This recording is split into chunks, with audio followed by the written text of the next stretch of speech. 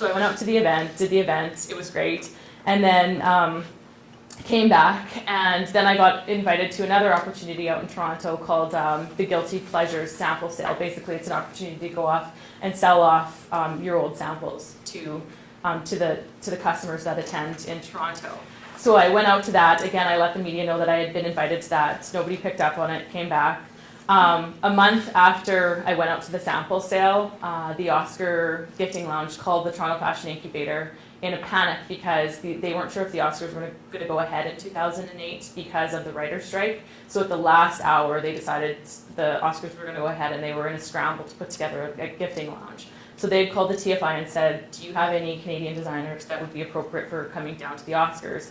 And seeing as how I was just out there a week before, they're like, yeah, you have to check out this one jewelry designer, Hillberg & Burke, and they gave me my website.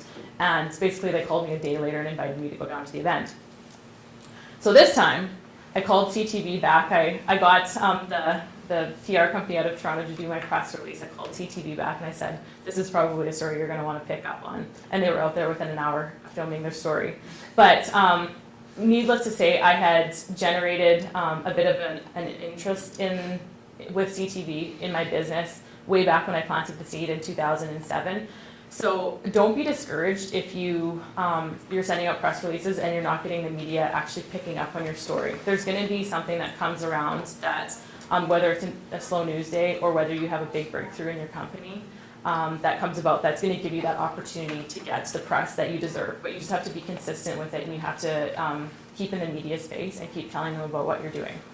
So CTV came out and filmed the story, and once a local news entity does a story, there's the possibility for all of the affiliates that they're associated with across Canada to pick up on that story. So when CTV did it, it actually got blasted out to all of the CTVs across Canada and made it onto every local news station across Canada. And then the leader posted a story, and most of the major newspapers across the country also picked up on the story, so it made it into a lot of smaller local newspapers.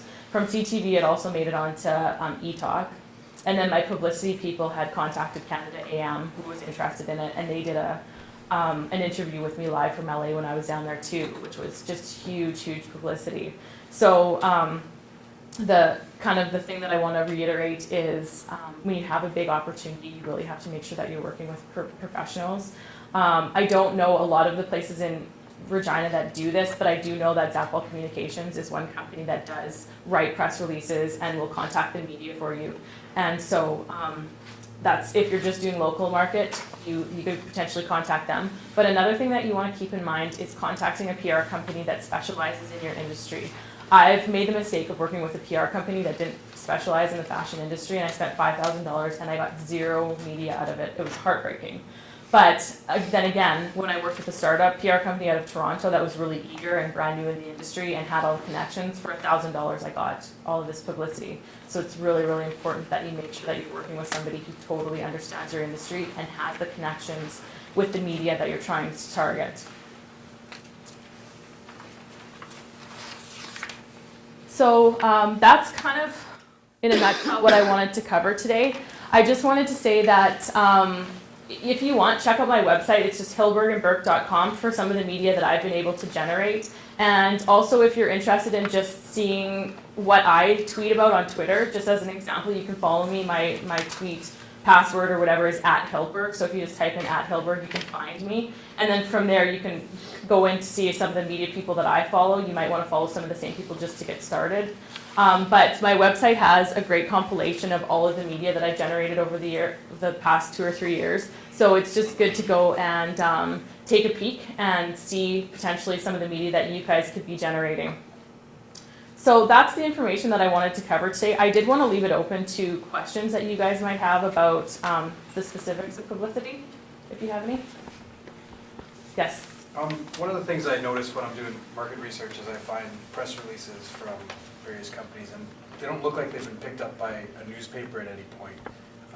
Is it good enough just to sort of fax off the press release to the news agencies and it'll just get archived in these sort of press release databases, or do you have to do something else to get them into those databases?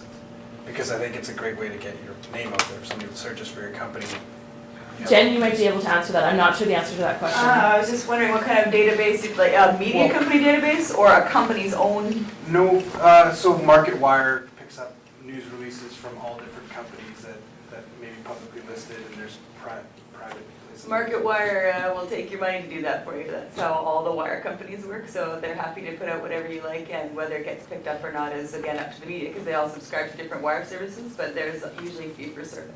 Oh, okay. So. Thank you. Yes. Question, how did you end up with the name Hilberg and Burke?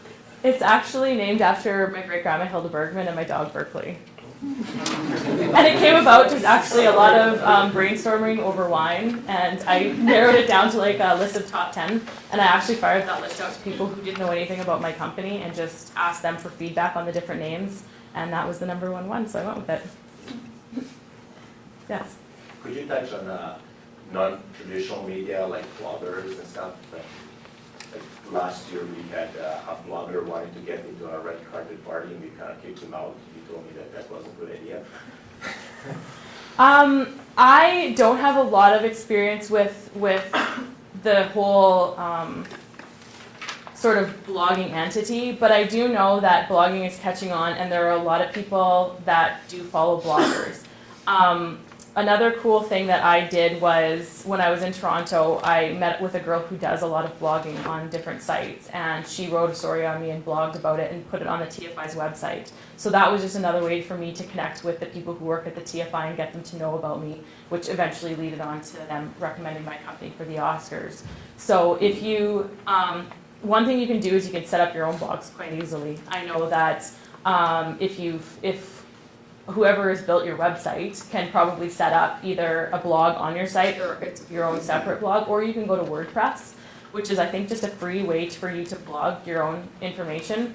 If you blog and you spend the time blogging, you got your blogs out there. So you have to come up with a plan to how am I actually going to get people to read my blogs and follow what I'm saying. I was talking to somebody the other day who blogs, and she's like, I blog, but does it go into cyberspace and nobody ever reads it? She's like, I've got 3 people following me on my blog. You have to make sure that somehow the information that you're spending time working on and putting into your blog is actually being read by people. So I think that creating a strategy to link everything together is really smart. So you have your website.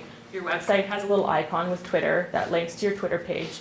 And then it links to your blog, and you talk about your blog on Twitter so that people go back. And you just keep kind of intertwining them all so that people that follow you on one of those entities can kind of link to the other ones and find you. A good example of who does this is my business partner, Brett Wilson. He just launched his own website, wbrettwilson.ca, and he's got his little WordPress blog and his Twitter application at the very bottom page of his homepage so that you can click on Twitter and follow him on Twitter. And then he's also got all kinds of information on his website, and then it also links to his WordPress blog that he's always constantly updating. So I think he's connected everything really well, and it makes it really easy for people to find him and find when they go on one of his applications, whether they follow him on Twitter or follow his blog, they can find the rest, like find his website and everything else really seamlessly. Yes? You got a minute to talk about your experience on Dragon's Den? I thought that was kind of cool. Yeah, for sure. It was the most intimidating thing that I ever did as an entrepreneur. Nevertheless, it was a really great experience. I prepared going on to Dragon's Den more than anything I'd ever prepared for in business. I completely rewrote my business plan. I did my financial projections for 3 years. I spent about a good 3 months working really, really hard on rewriting my business plan so that I knew all of my numbers in my industry, like inside out and backwards. I met with local venture capitalists to do my pitch prior to going on it so that I could get their harsh feedback before actually going on the show. That was probably the smartest thing I did because my first pitch to them was terrible. And they gave me all kinds of really great advice that I was able to work on prior to going on the show.